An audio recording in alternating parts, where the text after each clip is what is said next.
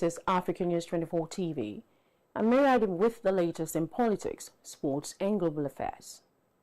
We begin at this in the court, where the National Industrial Court has restrained workers under the auspices of the Nigerian Labour Congress and Trade Union Congress from proceeding with the mass protest scheduled for today in Abuja. The presiding judge, Justice Emmanuel Sibilim, issued the interim order in a ruling on an ex parte motion filed by the Minister of the Federal Capital Territory, Wike, and the FCT administration against the labor unions and their leaders.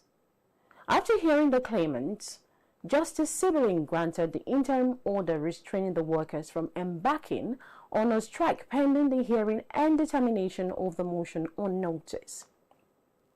The judge also ordered the defendants, who are security agencies, to ensure there is no breakdown of law and order, and adjourned the matter until February 10 for the hearing of the motion on notice. The Lagos State government has reiterated that its urban regeneration and safety interventions, including actions in Makoko, are guided by public safety, environmental standards, and inclusive engagement, not forced displacement or political considerations. We have more in this report. Lagos State government has moved to address public concerns over recent protest and demolition exercises, insisting that its actions are guided by safety, law, and long-term urban planning considerations. The Commissioner for Information and Strategy, Benga Omotosho, says while protest is a constitutional right, it must not infringe on the rights of other citizens. He notes that blocking roads and disrupting access to workplaces and hospitals in a city like Lagos undermines public order and daily economic activities. And I know citizens, no matter how strong, no matter how emotional, should block a major road and disallow people from moving because of whatever grievance the person may have. Also speaking, the Special Advisor to the Governor on EGIS and Urban Development, Dr. Olajide Babatunde, explains that government intervention in Makoko is part of a broader statewide safety and environmental strategy. He clarifies that enforcement actions were limited to structures located within high-tension power corridors following fatal incidents linked to falling power lines. The Lagos State government says its urban renewal efforts are focused on protecting lives, improving living conditions, and ensuring development across the state. Lydia Ajayi, Africa News 24 TV.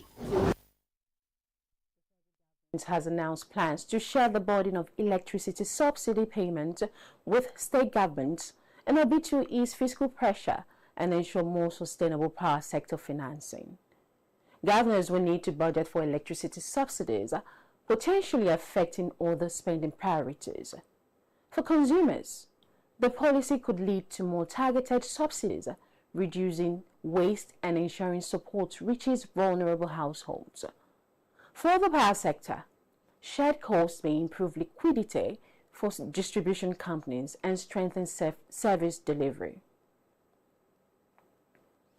And in politics, the All Progressives Congress has unveiled a 73-member National Convention Committee ahead of its convention holding between March 27 and 28, 2026.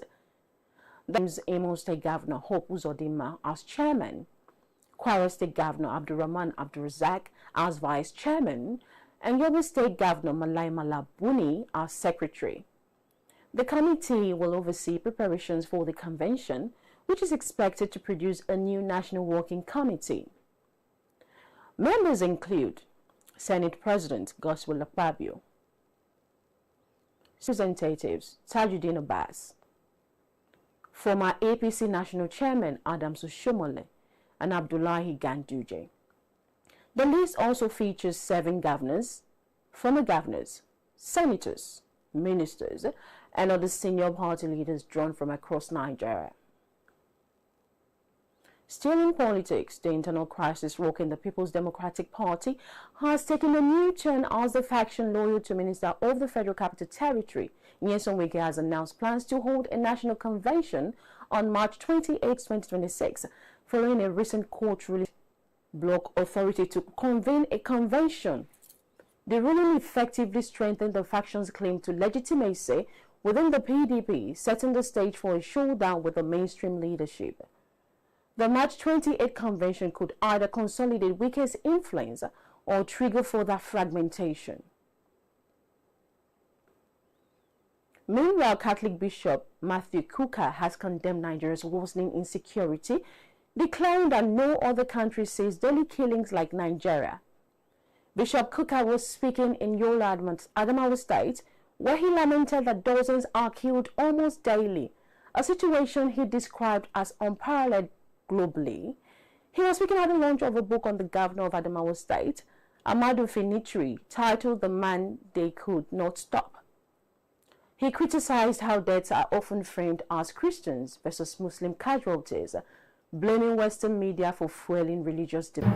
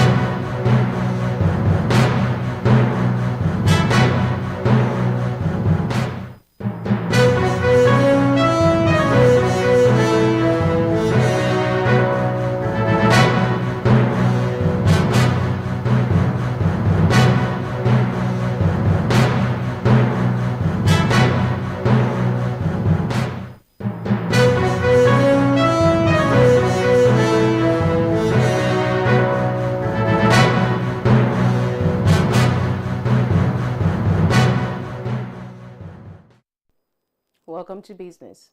The Central Bank of Nigeria has released a comprehensive assessment of the nation's fintech landscape.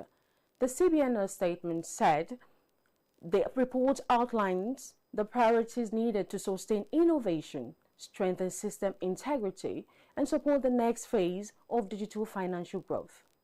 The Apex Bank stated, quote, "It also determines the scale and maturity of Nigeria's fintech ecosystem, highlighting the country's leadership in real-time payments and the structural factors shaping recent growth." Quote, "It positions fintech innovation as a complementary force within the financial system, expanding access and efficiency and reach while preserving stability and resilience." End of quote. The CBN noted that the report outlined practical policy directions to improve regulatory coordination. And in foreign news, Marius Høiberg, the son of Norway's crown princess Mette-Marit, has gone on trial in Oslo, one of the biggest criminal cases in the country in recent years. The 29-year-old faces 38 charges, including 4 counts of rape, assault, threats, drug possession, and violating a restraining order. The 7-week trial opened on today, but Høiberg is appearing in court from custody after being arrested again on the eve of the trial over new allegations involving threats and assaults. Heavy restrictions have been placed on the court proceedings, including a ban on identifying the alleged victim or showing images of the defendant. Høiberg has denied most of the serious accusations, particularly those involving sexual abuse and violence, although he has admitted to some lesser offenses. If found guilty, he could face at least 10 years in prison. The Norwegian royal family is not attending the trial, adding to the sense of isolation surrounding the case. And the former U.S. President Bill Clinton and his wife Hillary has agreed to testify before Congress in the investigation into late sex offender Jeffrey Epstein. The decision comes after months and just days before lawmakers were set to vote on whether to hold the couple in criminal contempt for refusing to appear earlier. The House Oversight Committee has been pushed for their testimony as part of Epstein's activities and connections. Bill Clinton has admitted knowing Epstein in the early 2000s, but insists he had no knowledge of his criminal behavior and cut off contacts more than 20 years ago. Flight records show the former president traveled on Epstein's private jet several times in 2002 and 2003, but Clinton has never been accused of any wrongdoing. His spokesman confirmed that both Clintons have already provided sworn statements and limited information they had about Epstein. In a message posted online, a representative for the Clintons confirmed they would now appear before the committee, saying they negotiated in good faith. Republicans on the panel, however, argue that no one is above the law and the couple has delayed the process for too long.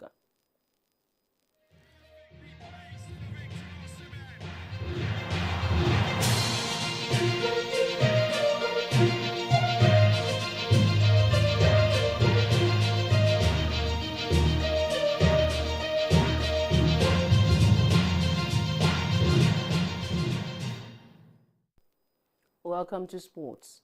Ademola Lookman has officially joined Atletico Madrid from Atlanta in a €40 million deal, declaring he is ready for the challenger as he begins a new chapter under Diego Simeone. The Nigerian forward signed a contract until June 2030 and expressed gratitude to Atalanta fans while promising to give his all in Spain. In his farewell message to Atalanta fans, Lookman said, quote, "From the moment I arrived in Bergamo, you welcomed me like one of your own and pushed me to be the best version of myself. Together we achieved so much. Now I'm ready for the challenge ahead." End of quote. He emphasized his excitement about joining Atletico and working under Diego Simon, known for his demanding style and tactical discipline. In other news, Nigerian forward Joy Omewa has announced herself on the English stage with a dazzling debut performance in the Women's Super League, scoring and assisting as Manchester City thrashed Nottingham Forest 6-0. Omewa found the net in the first half, showing composure and sharp finishing. She later set up a teammate with a clever pass, underlining her creativity. Omewa's arrival boosts attacking options for the club as the club pushes for the title. Her success abroad reinforces the Super Falcons' reputation as one of Africa's strongest women's teams.